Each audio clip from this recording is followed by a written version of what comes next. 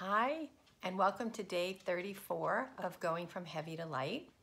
One of my favorite mentors, Marci Lock, I don't know if any of you know her, one of the things she says is that you don't get what you deserve, you get what you're committed to.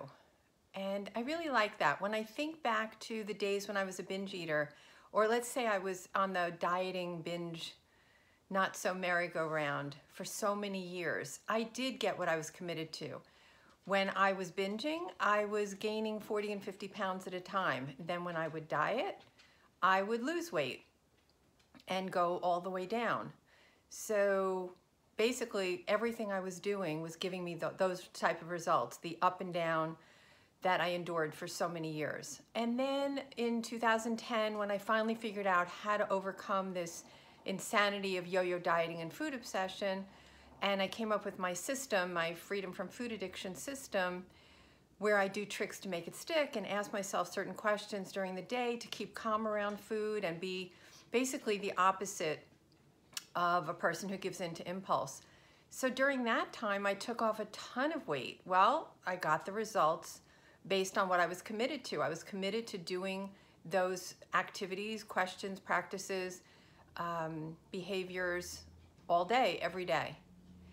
Then over the past few years, which is what again has prompted this video challenge, is that the results I've gotten have been based on the fact that I have been committed to doing pretty well, but sometimes overdoing it.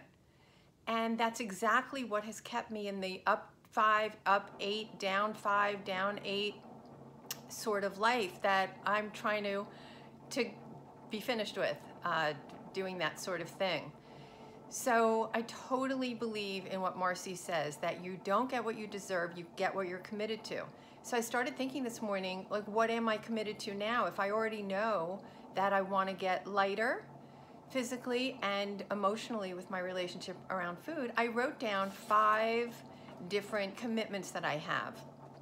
And one of them is that I plan to do, or I commit to doing these daily videos as close to every day as possible. Now, I don't want to commit to doing them every day. That is the goal. But I don't like this all or nothing thinking. I think it always gets us into problems because we set ourselves up for failure by doing that. So my goal or my commitment is to do them as often or as close to possible as being, as close to always as possible. So that's the first commitment. The second commitment is to eat nutritionally dense foods as often as I can throughout the day. I have some notes here. Close to 100% of the time. I mean, I basically do that, but there are times when maybe, I'll reach for a little something and that's what I want to, commit to stop doing. Again, as often as possible. I don't want to set myself up for failure. I know when people say, I'm never going to eat sugar again, I'm never going to eat flour again, I've done that sort of thing. And it makes you feel like, oh, I've got this because I'm in control once I make that decision, but it never lasts. So everything that I'm committing to is based on wanting to do it as often as possible or as close to 100% of the time as possible. My third is to have the times when I'm overeating a little bit, just have that be as minimal as possible. Because I know I don't feel good with that. Just like I was explaining what happened Sunday where I had a little of this and a little of that. And no, it wasn't a binge. I didn't screw up, but this is really what I'm trying to get away from. So that's going to be as close to non-existent as possible. It doesn't mean it won't happen from time to time. The fourth commitment I'm making is that I would like to, at least 5 days a week, have one of my meals as a juice.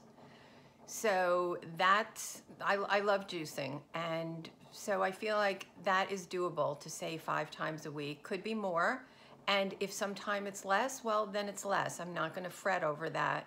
And the fifth is, I don't know if you guys know about intermittent fasting, and that's when you eat only a certain amount of hours in the day, and like, let's say I usually eat breakfast around 8 in the morning, and then I try to have dinner around 5, and then I don't eat after that. And what that allows your body to do is really like take care of business in there. Instead of continually giving it food later in the day or into the evening, which it has to digest and work hard to, to pass through your system, what I want to do, which I have been doing, is this intermittent fasting where I give my body a tremendous amount of hours to just relax, clean out, do whatever it needs to do without adding any stress to any of those organs.